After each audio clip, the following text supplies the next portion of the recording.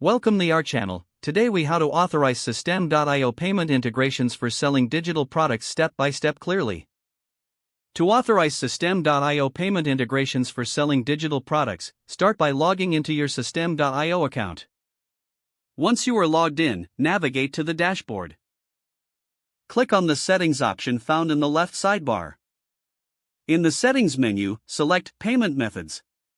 Here, you will see various payment gateways available for integration. Choose the payment method you prefer, such as Stripe or PayPal.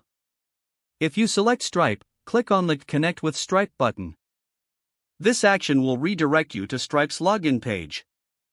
Enter your Stripe credentials to log in.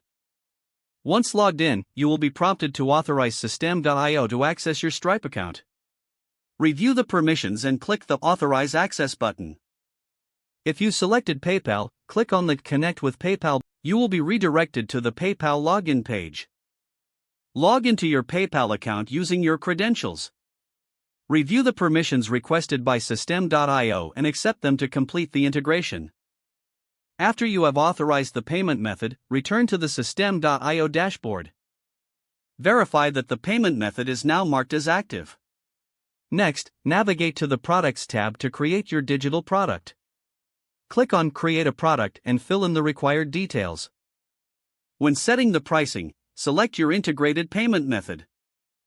Set up any additional settings for your product as needed. Once everything is configured, save your changes to finalize the setup. You are now ready to sell your digital products through System.io with your authorized payment integrations. If the page does not load, refresh the browser or try again in a private or incognito window. Make sure you are using the correct email address, then retype it carefully to avoid small typos. If your password is not accepted, use the reset option and create a new strong password you can remember. Check your spam folder for verification or security emails, then complete any requested confirmation steps.